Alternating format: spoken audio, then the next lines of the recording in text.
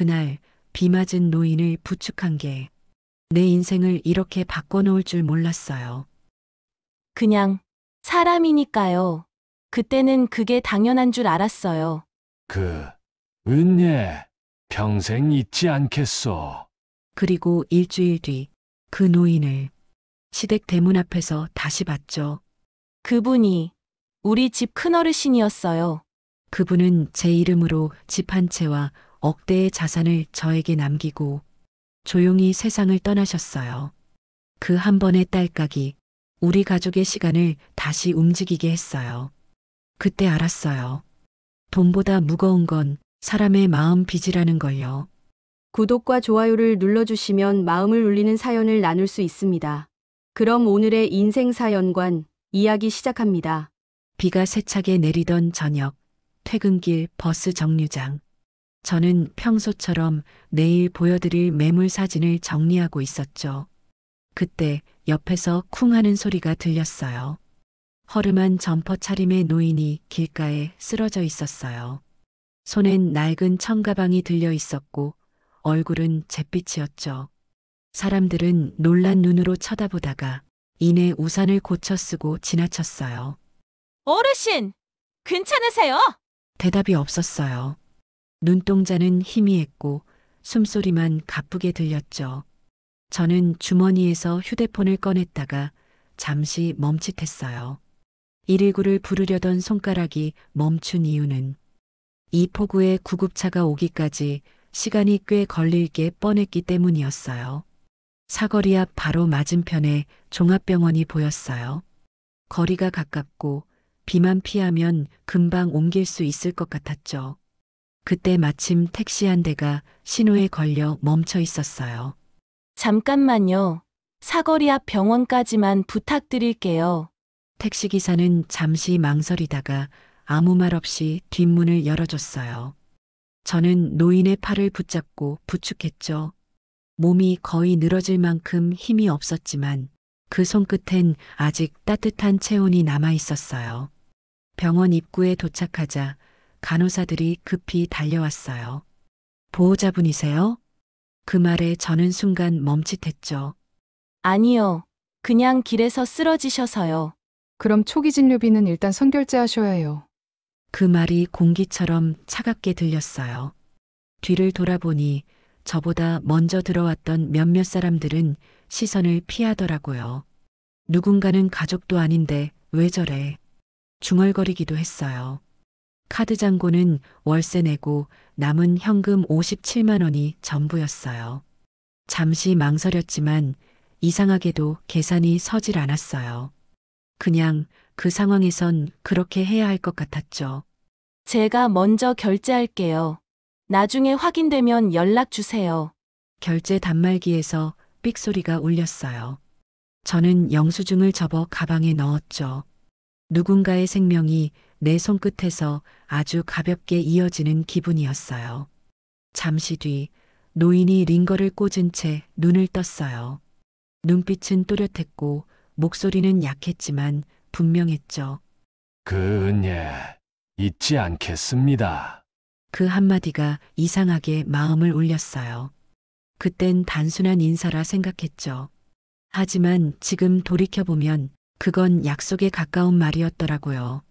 며칠 뒤 회사 앞 병원 간호사가 전화가 왔어요. 그 어르신이 보호자였던 분 찾으신대요.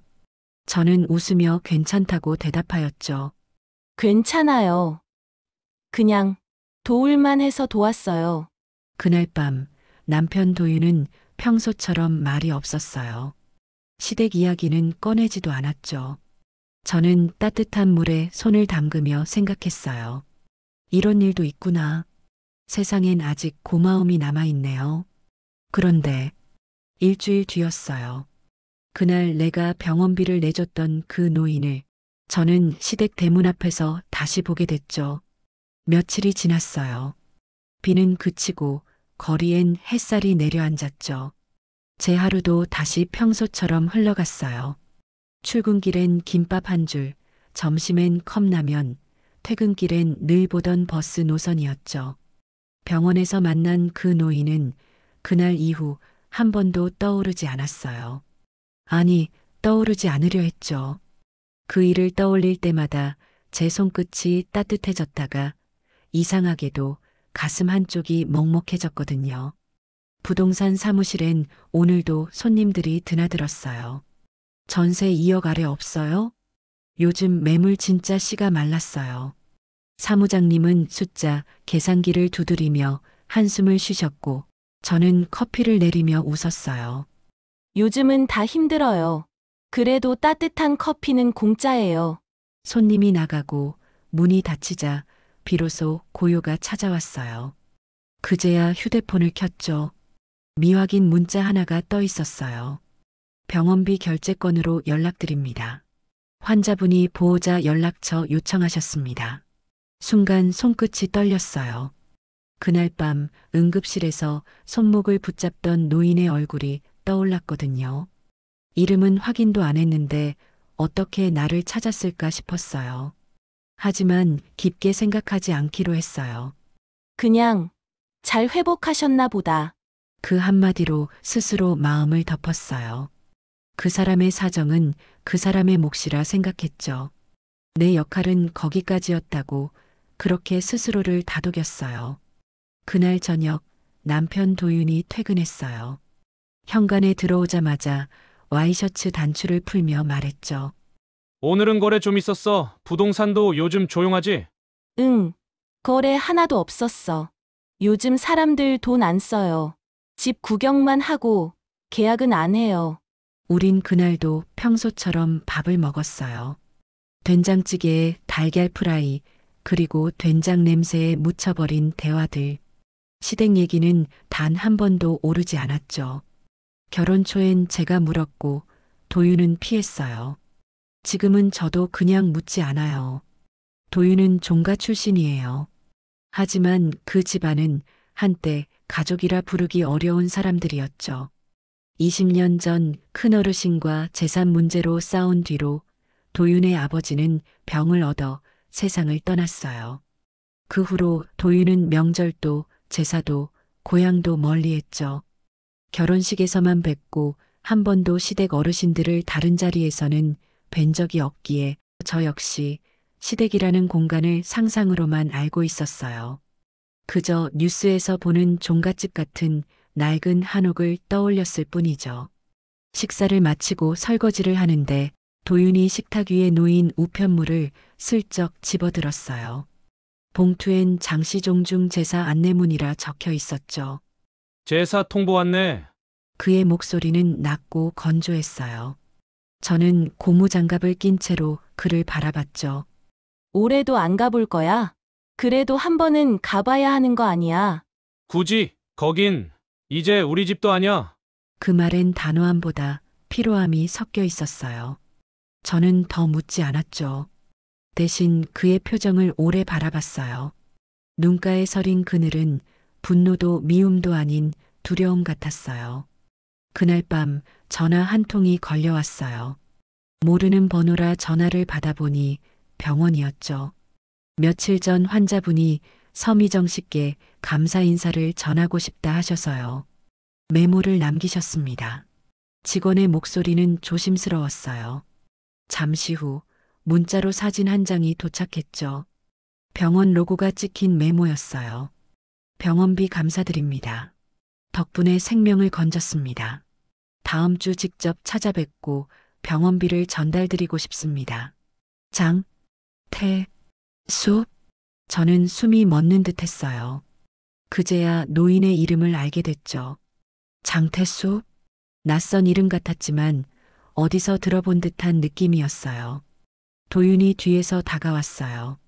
누구예요? 전화? 그냥 병원에서 온 거예요. 저는 휴대폰 화면을 조용히 껐어요. 왠지 이 이야기를 꺼내면 안 될 것 같았죠. 도윤의 얼굴에는 평소보다 더 짙은 어둠이 드리워져 있었어요. 창밖엔 다시 비가 내리기 시작했어요. 그날 밤 저는 잠을 이루지 못했죠. 머릿속에 그 노인의 이름이 맴돌았어요. 장태수? 어디서 들어봤더라. 그리고 일주일 뒤 시어머니에게서 전화가 왔어요. 이번 주 토요일 제사 있으니까 내려오너라. 저는 네라고 대답하며 고개를 끄덕였어요. 하지만 이상했죠. 도윤의 표정이 그 순간 완전히 굳어버렸어요. 그날 밤 저는 깨달았어요. 그 이름, 장태수? 그건 바로 도윤의 시댁을 20년 전 갈라놓은 큰어르신의 이름이었어요. 그날 이후 며칠 동안은 아무 일도 없었다. 병원에서 만난 그 노인, 장태수라는 이름도 내 일상 속에선 금세 희미해졌죠. 하지만 평온한 날은 오래가지 않았어요. 주말 아침 설거지를 하던 중에 시어머니에게서 전화가 걸려왔죠. 미정아, 이번 주 토요일엔 내려와. 제사 있어. 시어머니의 목소리는 담담했지만 그 말이 끝나자마자 도윤의 표정이 굳었어요. 이번 주 제사요? 그래, 올해는 큰 집에서 한다. 큰어르신도 오신대. 그 한마디에 공기가 바뀌었어요. 도윤의 손끝이 떨리더라고요. 큰어르신이요? 그분이 아직 정정하시대. 이번에 서울서 사람들까지 내려온다더라. 통화가 끝나자 도윤은 커피잔을 잡은 채 한참을 움직이지 않았어요. 당신, 괜찮아. 괜찮아. 그냥 생각이 많아졌어. 그의 대답은 짧았지만 눈빛은 복잡했어요. 괜히 제가 말을 꺼냈죠. 그 큰어르신이라는 분, 어떤 분이에요? 도윤은 잠시 침묵하다가 낮은 목소리로 말했어요. 우리 집을 갈라놓은 사람이야. 그 한마디로 모든 게 설명됐어요. 저는 그 이상의 질문을 할 수 없었죠. 그날 저녁 시어머니가 다시 전화를 걸어왔어요. 도윤이 혼자 두지 말고 같이 내려와.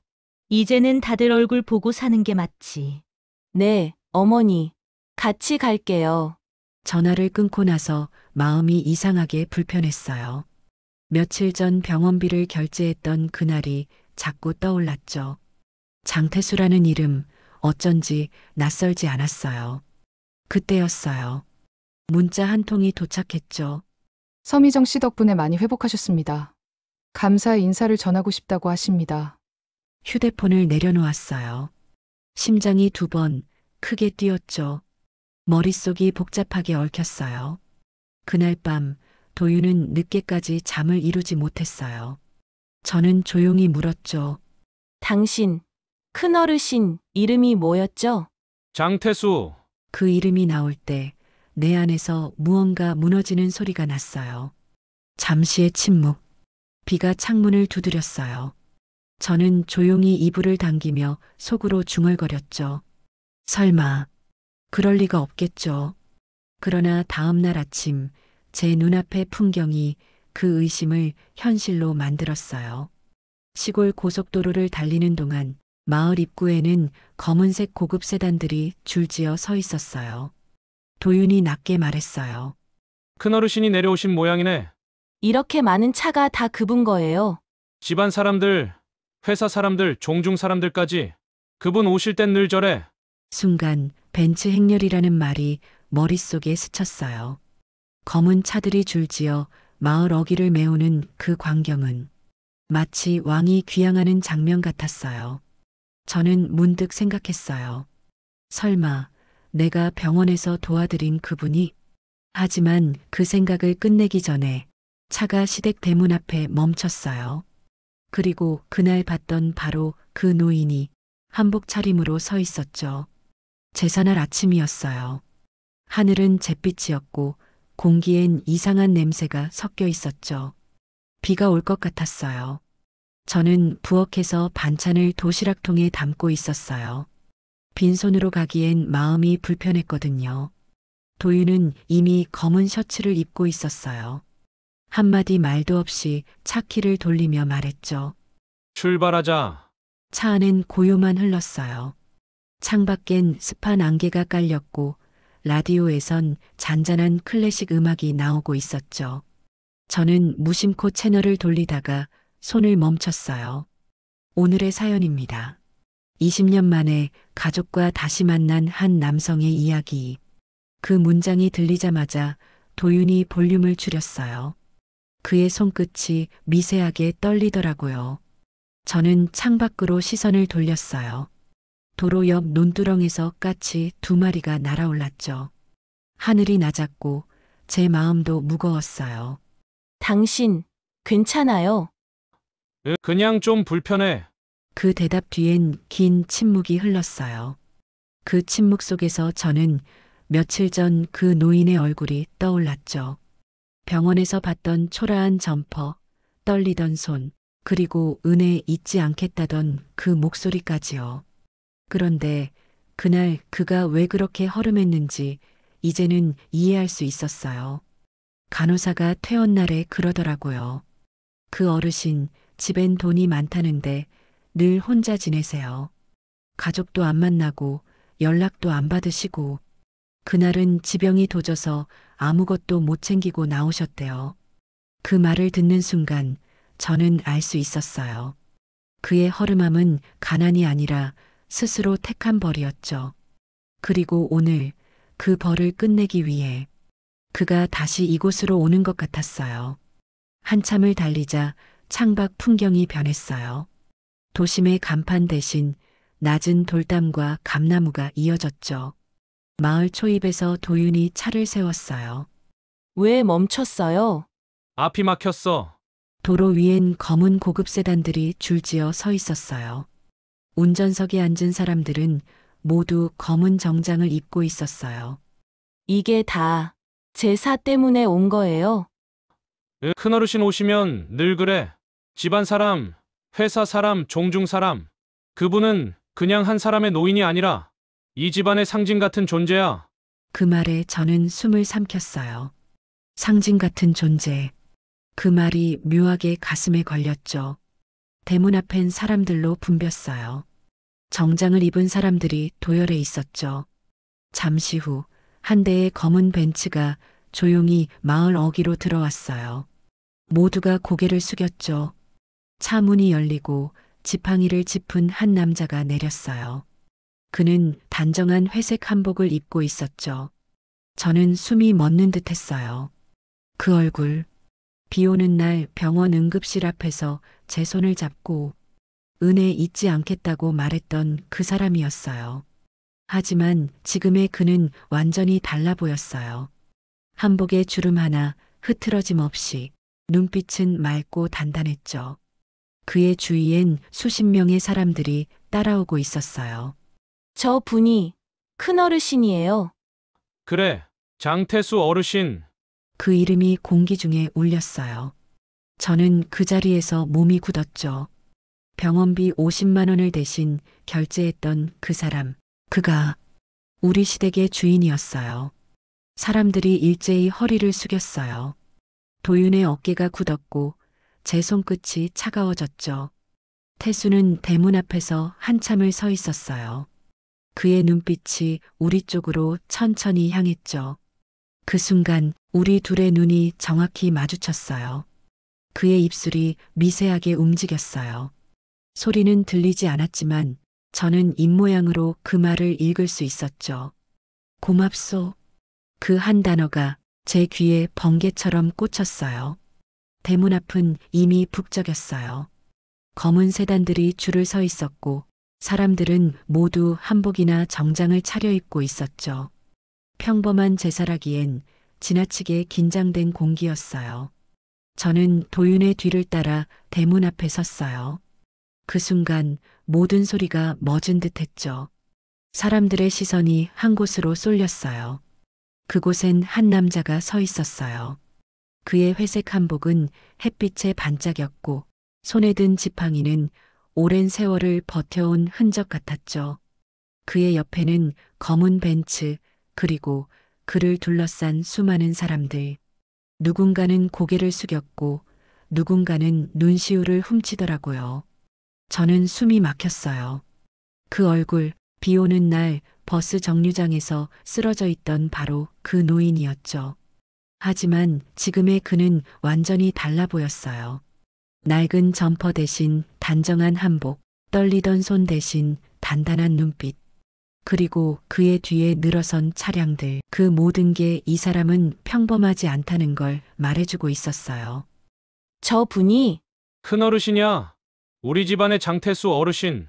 그 이름이 입에서 나오는 순간 제 심장은 한 번 더 내려 병원비 50만 원을 대신 냈던 그 노인이 우리 시댁의 주인이었다니 제 손끝이 차가워졌어요. 머릿속이 하얘졌죠. 그리고 그때 도윤아, 낯익은 목소리였어요. 뒤돌아보니 시어머니 이숙이 서 있었죠. 진한 남색 한복에 단단히 묶은 머리, 표정은 평소보다 훨씬 날카로워 보였어요. 큰어르신 오셨다더라. 인사드려야지. 네, 어머니. 도윤은 고개를 숙였어요. 하지만 그의 얼굴은 굳어 있었죠. 그는 마치 오래된 그림자와 마주한 사람처럼 눈을 들지 못했어요. 그때 대문 앞의 인파가 양쪽으로 갈라졌어요. 태수가 천천히 걸어 들어오고 있었죠. 지팡이 끝이 돌바닥에 닿을 때마다 묵직한 소리가 울렸어요. 그는 한 사람의 얼굴을 바라보며 고개를 끄덕였어요. 그리고 제 앞에 멈춰섰죠. 아가, 나를 기억하겠나? 그의 목소리는 낮지만 분명했어요. 그 순간 주변이 술렁였죠. 어르신, 그날 병원에서 그래, 그날 비 맞던 버스 정류장. 나를 부축해준 사람이 자네였지. 사람들이 서로를 바라봤어요. 이숙의 표정이 일그러졌고 도윤은 놀란 듯 저를 바라봤어요. 병원이라뇨? 어르신께서 쓰러지셨다고요? 그녀의 목소리엔 놀람과 불안이 뒤섞여 있었어요. 태수는 고개를 끄덕였죠. 그날 갑자기 숨이 막혔어. 지갑도 전화도 없이 나섰지. 죽을 줄만 알았는데 이 아가가 나를 병원까지 데려다 줬어. 병원비까지 대신 내줬다더군. 그 말에 사람들이 웅성였어요. 병원비를 냈다고? 그게 저 아가씨였대? 속삭임이 퍼져나갔죠. 이숙은 놀란 얼굴로 저를 바라봤어요. 한참을 말없이 서 있다가 낮게 물었죠. 그게 사실이니? 네, 어머니. 그날은 그냥 누군가 도움이 필요해 보여서요. 태수가 웃었어요. 그 미소엔 지난 세월의 고통과 따뜻함이 동시에 담겨 있었죠. 세상 참 묘하지. 그날 내게 손 내민 아가가 이렇게 다시 만날 줄이야. 그는 주머니에서 손수건을 꺼내 제게 건넸어요. 그날 빗물에 젖은 내 손을 잡아준 그 손. 이젠 내가 잡아야 할 차례지. 그의 손이 제 손을 감쌌어요. 따뜻했죠. 순간 눈물이 핑 돌았어요. 주변은 조용해졌어요. 누구도 말을 하지 않았죠. 이숙은 굳은 얼굴로 그 모습을 지켜봤어요. 그 눈빛엔 복잡한 감정이 담겨 있었죠. 이런 일이 다 있네요. 짧게 내뱉은 그 말 속엔 놀람과 질투, 그리고 오래된 상처가 섞여 있었어요. 태수는 이숙을 향해 천천히 고개를 돌렸어요. 그의 눈빛이 깊었죠. 이수가, 이제는 서로 탓 좀 그만하자. 이 아가 덕에 내가 다시 돌아왔으니까. 그 한마디로 대문 앞의 공기가 바뀌었어요. 사람들이 다시 고개를 숙였고 누군가는 눈시울을 훔쳤죠. 저는 숨을 고르며 그 장면을 바라봤어요. 비로소 깨달았죠. 내가 도운 건 한 노인이 아니라 이 집안의 잃어버린 시간이었어요. 제사 준비가 한창이었어요. 마당 한켠에서는 불고기 냄새가 피어오르고 안채에선 조상 위패를 닦는 소리가 들려왔죠. 하지만 그 모든 소리보다 더 크게 들린 건 사람들의 속삭임이었어요. 큰어르신이 직접 오신 건 20년 만이라더라. 그동안 연락도 제사도 다 끊었다는데. 근데 그 아가씨가 그분을 살렸다지? 저는 식탁보를 펴며 고개를 숙였어요. 시선이 자꾸 어머니 쪽으로 향했죠. 그녀는 평소보다 훨씬 굳은 얼굴이었어요. 미정아, 네, 어머니. 너무 앞장서지 마. 큰어르신 앞에선 괜히 오해 살 일 없어야 돼. 그 말투엔 경계가 묻어 있었어요. 저는 고개를 끄덕였지만 마음이 불편했죠. 그때 바깥에서 도윤의 목소리가 들렸어요. 큰어르신, 순간 공기가 멈췄어요. 모두가 고개를 돌렸죠. 도윤이 대문 앞에서 태수를 마주보고 있었어요. 태수의 얼굴엔 미묘한 표정이 떠올랐어요. 반가움, 미안함, 그리고 말할 수 없는 슬픔이 섞여 있었죠. 도윤이구나. 그 한마디에 도윤의 어깨가 움찔했어요. 그는 고개를 숙였지만 목소리는 냉정했죠. 이제 와서 왜 오셨어요? 마당에 서 있던 사람들의 손이 멈췄어요. 태수는 잠시 도윤을 바라보다 낮게 말했죠. 이제는 도망칠 수 없어서. 그 말에 공기가 싸늘해졌어요. 이숙이 천천히 걸어 나왔죠. 당신이 할 말이 그거예요? 그녀의 목소리는 차가웠어요. 태수는 잠시 눈을 감았다가 조용히 입을 열었죠. 이수가, 그날 내가 그 서류에 도장만 안 찍었어도 너희 남편은 살았을 거야. 순간 주변이 얼어붙었어요. 이숙의 손이 덜덜 떨리더라고요. 지금 그 말을 왜 이제 와서? 그녀의 눈가에 눈물이 맺혔어요. 도윤도 숨을 삼켰죠. 그날의 결정이 모든 걸 망쳤지. 동생은 병을 얻고 그 집안은 뿔뿔이 흩어지고 나는 그 죄로 20년을 버텼다. 태수의 목소리는 낮지만 단단했어요. 그의 눈가에도 눈물이 맺혀 있었죠. 돈도 권력도 다 내려놨다. 가족 없이 혼자 살았다. 죽을 줄 알고 병원에 갔던 날, 이 아가가 나를 살려줬지. 그는 저를 바라봤어요. 그 시선엔 따뜻함과 미안함이 함께 있었죠. 내가 살아난 건 벌을 더 받으라는 뜻인 줄 알았는데 이제 보니 용서를 구하라는 뜻이었더군. 사람들이 고개를 숙였어요. 누군가는 눈물을 훔쳤고 누군가는 한숨을 쉬었죠. 이제 와서 용서요? 당신 때문에 내 남편이 세상을 떠났고 우리 가족은 갈라졌어요. 그런데 이제 와서 용서라니요. 그녀의 목소리는 떨리고 분노와 슬픔이 뒤섞여 있었어요. 하지만 태수는 고개를 숙이며 말했죠. 그래, 그 용서가 내게 오지 않아도 괜찮다. 다만 제사만은 이번 한 번은 내가 직접 지내고 싶다. 그 한마디에 모두의 시선이 흔들렸어요. 그의 목소리엔 후회와 간절함이 섞여 있었죠. 이숙은 한참을 침묵했어요. 그리고 떨리는 목소리로 말했죠. 그럼 이번 한 번만. 그녀는 등을 돌려 안채로 걸어갔어요. 도윤도 말없이 고개를 숙였죠. 태수는 한동안 그 자리에 서 있었어요. 눈을 감은 채 작은 숨을 내쉬었죠. 이제야 조금은 편하구나. 그 말은 바람처럼 흩어졌지만 그 자리에 있던 모두가 그 뜻을 알 수 있었어요.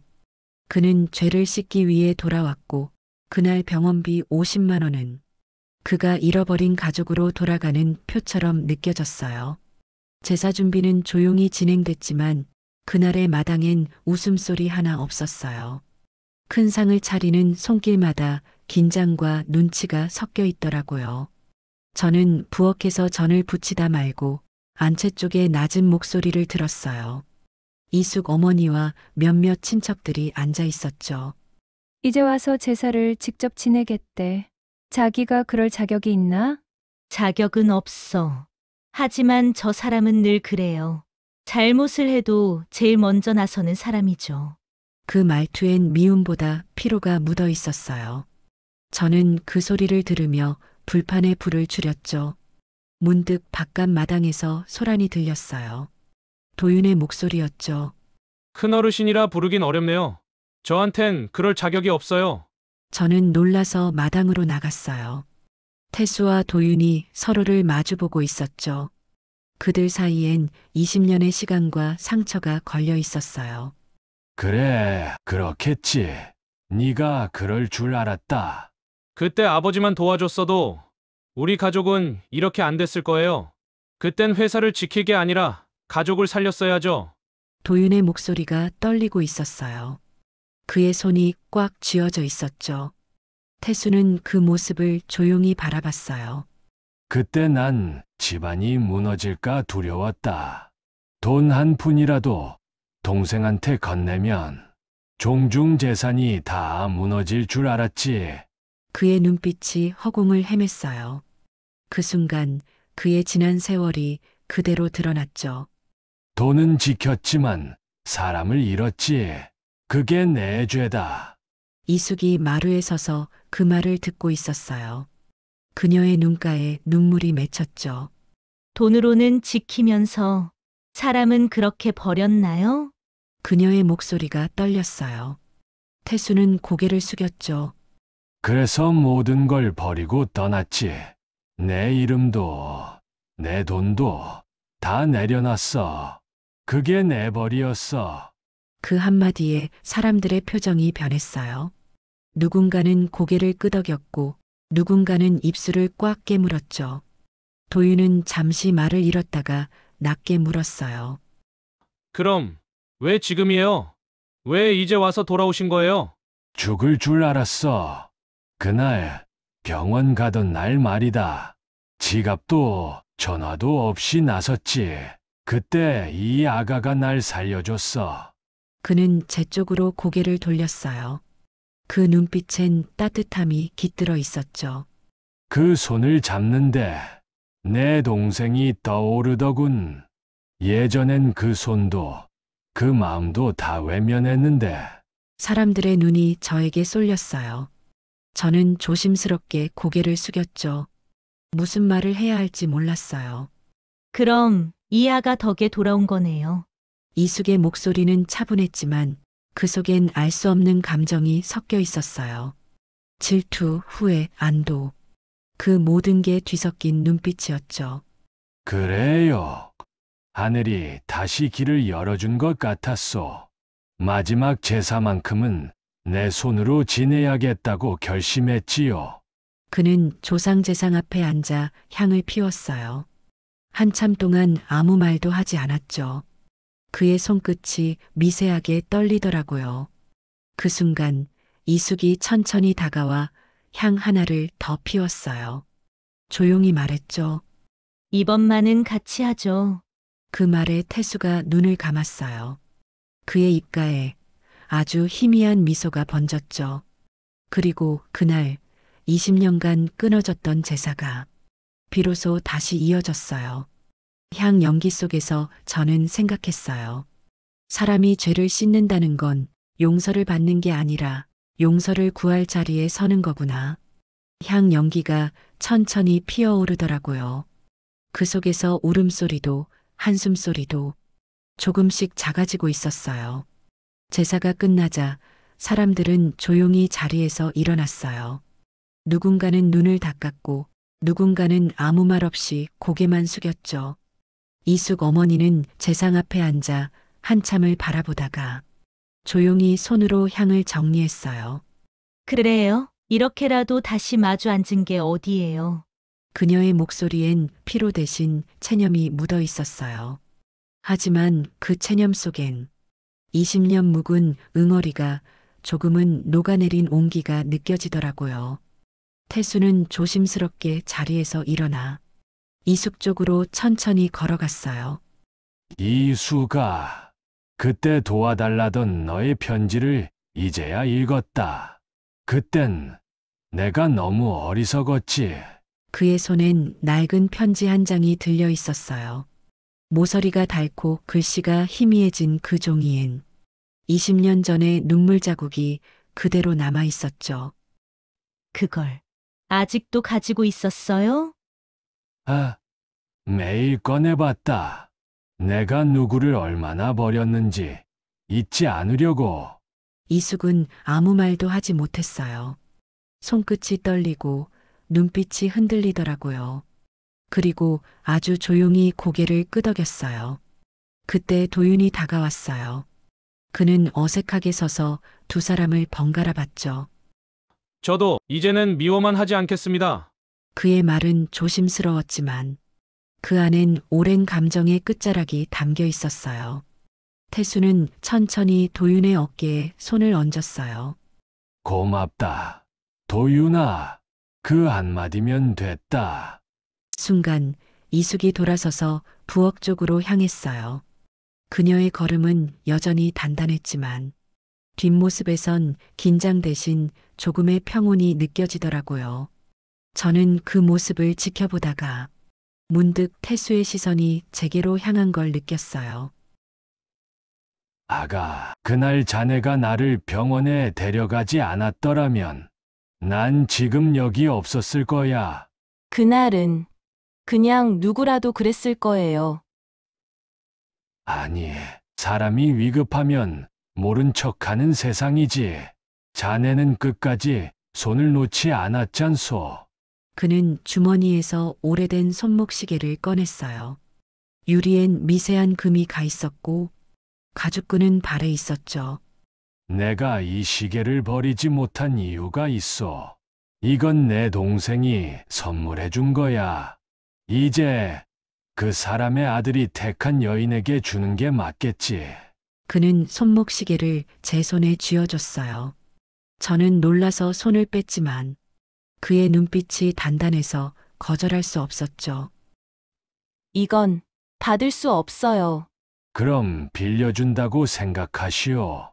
이 시계의 초침이 다시 움직이는 동안 우리 가족의 시간도 조금은 돌았으면 해서. 그 한마디가 가슴 깊숙이 스며들었어요. 이 시계는 단순한 물건이 아니라 멈춰있던 시간의 약속 같았죠. 잠시 후 마당을 빠져나오던 벤츠들이 천천히 시동을 걸었어요. 검은 차들이 줄지어 골목을 빠져나가며 먼지와 함께 조용한 여운을 남기더라고요. 저는 문 앞에 서서 그 광경을 지켜봤어요. 태수가 차에 오르기 전 창문을 내리고 미소를 지었죠. 미정 아가, 언제든 힘들면 찾아오시오. 이 집은 이제 자네 덕에 다시 숨쉬니까. 그 말이 끝나자 차는 천천히 골목을 벗어났어요. 그리고 그가 타고 있던 벤츠가 마지막으로 시야에서 사라질 때 저는 작게 중얼거렸어요. 이젠 정말 끝이 아니라 시작이겠죠. 그날 저녁 시계의 초침이 멈춰 있던 자리에서 다시 딸깍하고 움직이더라고요. 그날 이후 며칠 동안 집안은 이상하리만큼 조용했어요. 제사가 끝나고 사람들은 돌아갔지만 공기엔 아직 그날의 여운이 남아있더라고요. 저는 싱크대 앞에서 시계를 꺼내놓고 바라봤어요. 태수 어르신이 제 손에 쥐어준 그 시계요. 초침이 규칙적으로 돌아가고 있었죠. 마치 이제는 흘러도 된다는 듯이요. 그때 휴대폰이 울렸어요. 발신자는 이숙 어머니였죠. 미정아, 오늘 시간 좀 있니? 잠깐 얼굴 보고 이야기 좀 할 수 있을까? 네, 어머니. 어디로 갈까요? 그냥 집 앞 찻집으로 오렴. 평소와 다른 말투였어요. 단단하고 날카롭던 그 목소리에 묘하게 부드러움이 섞여 있더라고요. 찻집에 들어서자 이숙 어머니가 창가 자리에 앉아 있었어요. 따뜻한 녹차 한 잔이 이미 식어 있더라고요. 앉아봐. 그날 이후로 생각이 많아졌어. 그녀는 손가락으로 찻잔을 천천히 굴리며 말했어요. 사람이 참 이상하지? 죽은 사람 원망하느라 살아있는 사람 마음을 얼마나 다쳤는지 모르겠어. 그녀의 목소리는 낮고 담담했어요. 눈빛엔 피곤함보다 후회가 깃들어 있었죠. 나는 큰어르신을 미워하면서 사실은 인정받고 싶었던 거였어. 당신이 잘못했다. 그 한마디만 듣고 싶었는데 그걸 20년 만에야 들었네. 저는 조용히 고개를 끄덕였어요. 이숙 어머니의 말이 서서히 마음에 스며들더라고요. 그래도 그 사람이 마지막엔 용기 냈더라. 그게 아무나 할 수 있는 건 아니야. 그녀는 시선을 들어 창밖을 바라봤어요. 창문 너머엔 봄비가 부슬부슬 내리고 있었죠. 미정아, 너 그날 왜 그 노인을 도와줬니? 그냥 누가 나였으면 좋겠다고 생각했어요. 누군가 나를 그렇게 도와줬으면 해서요. 그녀는 잠시 저를 바라보다가 입꼬리를 아주 살짝 올렸어요. 그래, 그게 마음이라는 거지. 그녀는 가방에서 작은 봉투를 꺼냈어요. 안엔 편지 한 장이 들어 있었죠. 큰어르신이 남기고 간 거야. 미정이 너한테 전해달라고 하더라. 봉투엔 서미정 아가에게라는 글씨가 적혀 있었어요. 손끝이 떨렸죠. 저는 조심스럽게 봉투를 열었어요. 미정 아가, 사람의 인연은 비처럼 남는 법이요. 자네가 내게 준 50만 원은 돈이 아니라 다시 살아도 된다는 허락이었소. 내 삶의 마지막을 따뜻하게 만들어줘서 고맙소. 글씨가 조금 삐뚤었지만 한자 한자마다 진심이 느껴졌어요. 그 시계는 내 동생의 선물이요. 그 초침이 자네 손에서 다시 움직인다면 우리 가족의 시간도 그만큼 돌고 있다는 뜻이요. 저는 편지를 꼭 쥐었어요. 눈물이 차올랐지만 그건 슬픔보단 따뜻함에 가까웠어요. 그 사람, 결국 마지막에도 사람을 울리네. 이숙 어머니의 목소리가 떨렸어요. 저는 조용히 고개를 숙였죠. 어머니, 이제는 다 용서하실 수 있겠죠? 아직은 모르겠지만 그 사람 말대로 이제 초침이 다시 돌기 시작했으니까. 그녀는 그렇게 말하며 미소를 지었어요. 그 미소는 낯설 만큼 부드럽더라고요. 찻집을 나와 집으로 돌아가는 길, 비가 그쳤어요. 하늘 사이로 햇살 한 줄기가 비쳤죠. 저는 손목의 시계를 바라봤어요. 그 초침은 여전히 또박또박 움직이고 있었죠. 마치 이제 괜찮다고 말하듯이요. 제사가 끝난 지 일주일쯤 지나던 날이었어요. 저는 부동산 사무실에서 계약 서류를 정리하고 있었죠. 그때 문을 두드리는 소리가 들리더라고요.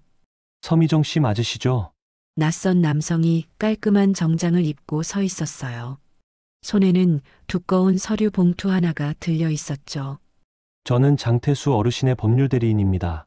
순간 시간의 흐름이 멈춘 것 같았어요.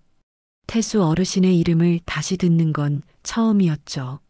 고인은 며칠 전 조용히 장례를 치셨습니다. 그리고 생전에 직접 작성한 문서 한 건을 서미정 씨께 전달하라고 하셨습니다. 가슴이 철렁 내려앉았어요. 손끝이 떨렸지만 봉투를 받지 않을 수 없었죠. 남성이 떠난 뒤 저는 잠시 자리에서 멍하니 봉투만 바라봤어요. 두꺼운 크림색 종이 봉투 위엔 서미정 아가에게 장태수라고 또박또박 적혀 있더라고요. 천천히 봉투를 열자 법률 문서와 함께 짧은 편지 한 장이 들어 있었어요. 아가, 내게 남은 재산은 많지 않지만 내 손으로 직접 남길 수 있는 마지막 마음이요. 이건 돈이 아니라 감사의 증거요. 저는 눈을 크게 떴어요. 그 아래에는 소유권 이전 등기 위임장이라는 글자가 선명하게 보였죠. 문서를 천천히 넘기자 주소 한 줄이 눈에 들어왔어요. 충남 외암마을 장태수 명의 단독주택 한 채. 외 현금 5억 원. 숨이 막히더라고요. 그 집은 바로 시댁 종가가 있는 동네 주소였어요. 이걸 왜 나한테? 그때 휴대폰이 울렸어요. 발신자는 시어머니 장희숙 어머니였죠. 미정아, 변호사한테 연락받았지? 어머니, 저도 방금 서류를 받았어요. 나도 들었어. 큰어르신이 너의 이름을 직접 작성하셨대. 이숙 어머니의 목소리는 놀라움보다 복잡했어요. 분노와 혼란, 그리고 알 수 없는 감정이 섞여 있더라고요. 솔직히 말해서 처음엔 이해가 안 됐어. 왜 가족도 아닌 사람에게 그런 걸 남겼는지. 그런데 편지를 읽어보니 이유를 알겠더라. 그녀의 목소리가 잠시 떨렸어요. 그 사람 말이 그래.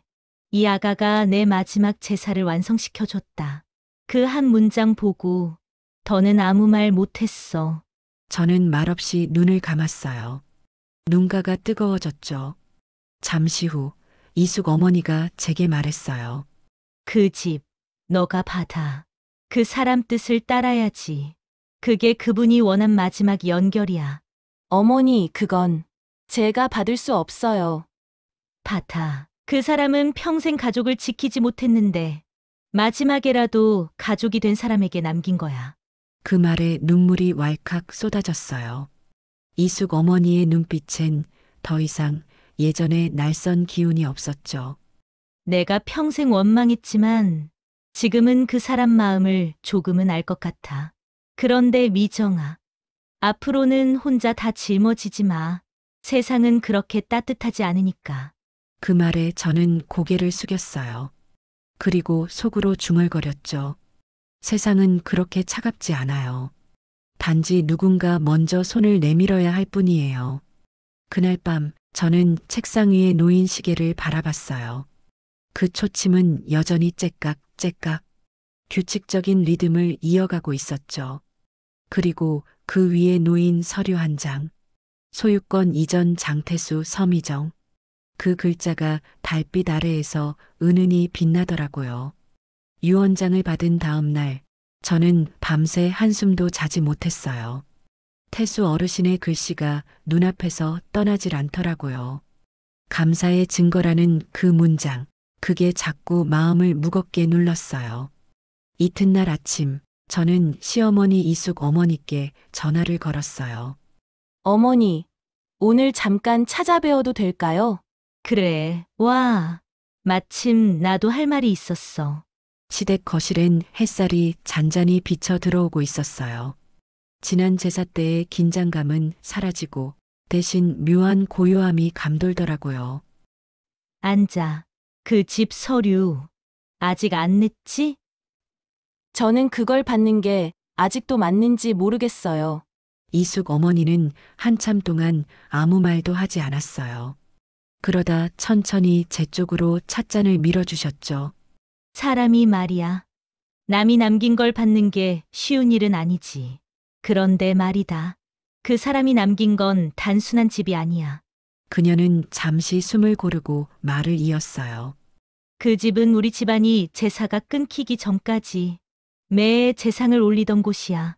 그 사람은 그걸 미정이 너한테 맡긴 거야. 제사를 이을 사람으로. 순간 가슴이 뭉클해졌어요. 그의 뜻이 단순한 재산이 아니었다는 걸 이제야 알 것 같았죠. 어머니, 제가 감히 그런 일을. 감히가 아니라 자연스러운 거야.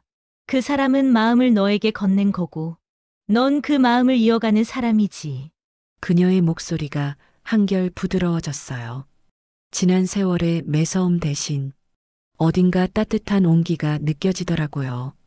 그때 도윤이 거실로 들어왔어요. 출근 준비를 마친 차림이었죠. 아버지 일 잘 정리됐대요. 변호사분이 절 찾아와서 인사하셨어요. 이숙 어머니는 짧게 고개를 끄덕였어요. 그래, 이제는 그 사람도 편히 쉬겠지. 잠시 정적이 흘렀어요. 그리고 도윤이 조용히 말했죠. 미정이가 그 집을 받는 게 맞아요. 아버지가 남긴 건 집이 아니라 엄마와 저를 다시 연결해준 이유니까요. 그 말에 이숙 어머니가 눈을 떴어요. 그녀의 눈가에 눈물이 번지더라고요. 그래, 내가 그 말을 듣고 싶었어. 그녀는 눈가를 닦으며 자리에서 일어나 부엌으로 갔어요. 잠시 후 따뜻한 된장국 냄새가 거실로 퍼졌죠. 이리 와서 밥 먹자. 사람 이름 먹고 사는 게 제일 중요하지. 그 말에 저도 모르게 웃음이 나왔어요. 그녀가 이렇게 말하는 건 처음이었죠. 식탁 위엔 소박한 반찬들이 놓여 있었어요. 시금치, 달걀말이, 김치 한 종지. 그 평범한 밥상이 유난히 따뜻하게 느껴지더라고요. 이제 그 집은 너가 지켜. 내가 도울 게 있으면 도와줄게. 대신 제사 때는 꼭 내려오고. 네, 어머니. 그 순간 마음 한구석이 환하게 트였어요. 그동안 시댁이라는 단어가 무겁기만 했는데 이제는 조금 다르게 느껴졌죠. 식사를 마치고 집을 나서는데 이숙 어머니가 대문 앞까지 나와 있었어요. 미정아. 그 집 열쇠는 그냥 잘 간직해. 그 사람의 마음이니까. 그 집을 팔 생각은 하지 말고. 저는 고개를 끄덕였어요. 이제야 진짜 가족이 된 느낌이었죠. 돌아오는 길, 주머니 속 시계가 따뜻하게 느껴졌어요. 초침이 또박또박 마치 새로운 시간을 새기듯 움직이더라고요. 계절이 바뀌고 봄이 오자 저는 작은 집 앞에 서 있었어요. 태수 어르신이 남기고 간 그 집이었죠. 흙담엔 새싹이 돋고 대문엔 낡은 명패가 그대로 걸려 있었어요. 장가 종택. 집안엔 오래된 향 냄새가 은은히 남아 있었어요. 마루에는 손때 묻은 제기들이 가지런히 놓여 있었죠. 그리고 그 옆에는 그날 이후 한 번도 멈추지 않은 시계가 있었어요. 그 시계의 초침이 딸깍 소리를 낼 때마다 저는 그날 병원 앞에서 처음 만났던 허름한 노인의 얼굴을 떠올리곤 했어요. 어르신, 잘 지내시죠? 그 말은 바람에 섞여 흩어졌지만 어딘가엔 닿을 것 같았어요. 잠시 후 대문이 열리며 이숙 어머니가 들어오셨어요. 손엔 음식이 담긴 보자기가 들려 있었죠. 이제 제사 준비는 너의 몫이지? 네, 어머니. 이번엔 제가 직접 차려볼게요. 이숙 어머니는 미소를 지으며 마루에 앉으셨어요. 도윤도 그 옆에 조용히 앉아 향을 피웠죠. 예전엔 어색했던 세 사람의 움직임이 이제는 한 호흡처럼 맞아떨어지더라고요. 잠시 후 제사상이 완성됐어요. 작은 상 위에 국그릇, 전, 과일이 올려졌죠. 그리고 마지막으로 저는 시계를 조용히 그 옆에 두었어요. 그 시계는 왜? 그분이 제일 아끼시던 거잖아요. 이 집의 시간이 다시 시작됐으니까요. 이숙 어머니는 고개를 끄덕이셨어요. 그녀의 눈가가 촉촉해지더라고요. 향 연기가 천천히 올라가며 천장에 닿았어요. 그 순간 태수 어르신의 목소리가 어딘가에서 들리는 듯했죠. 사람의 인연은 피보다 깊을 때가 있지. 넌 내 피는 아니었지만 내 마음의 마지막 가족이었어. 저의 눈가에 눈물이 맺혔어요. 하지만 이번엔 따뜻한 미소가 함께였죠. 제사가 끝나고 세 사람은 마루에 앉아 조용히 차를 마셨어요. 이숙 어머니는 찻잔을 내려놓으며 말씀하셨죠. 이제 제사도 끝났고 그 사람도 편해졌겠지? 그분이 원하던 대로 다 이뤄졌어요. 이숙 어머니는 고개를 끄덕이셨어요. 창밖에선 봄 햇살이 흙담 위로 부드럽게 비쳤죠. 그리고 마당 한켠에서 참새들이 제잘거리더라고요. 그때 시계의 초침이 한번 멈추는 듯 하더니 다시 딸깍하고 움직였어요. 그 소리에 세 사람이 동시에 고개를 돌렸죠. 저는 조용히 말했어요. 이제 진짜 시간이 다시 흐르나 봐요. 그 말에 이숙 어머니가 웃으셨어요. 그래, 이제 우리도 좀 살아야지. 그 말에 세 사람은 동시에 웃었어요. 그 웃음은 아주 조용했지만 20년의 침묵을 채워주기에 충분했죠. 창밖으로 바람이 스쳤어요. 살랑거리는 바람결에 누군가의 따뜻한 목소리가 겹쳐 들려왔죠. 고맙네. 미정 아가. 너가 우리 집의 시간을 다시 움직이게 했어. 그 말과 함께 화면은 천천히 멀어지고 마당 위 햇살이 시계 유리에 반사되어 반짝였어요. 그리고 마지막 초침 소리가 들렸죠. 딸깍.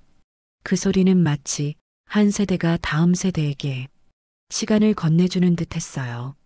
오늘 사연 마음에 닿으셨나요? 작은 공감의 손길이 큰 위로가 됩니다. 구독과 좋아요로 인생사 연관과 함께 다음 이야기도 마음으로 함께 해주세요. 마지막까지 들어주셔서 감사합니다. 오늘도 행복 가득한 하루 되세요.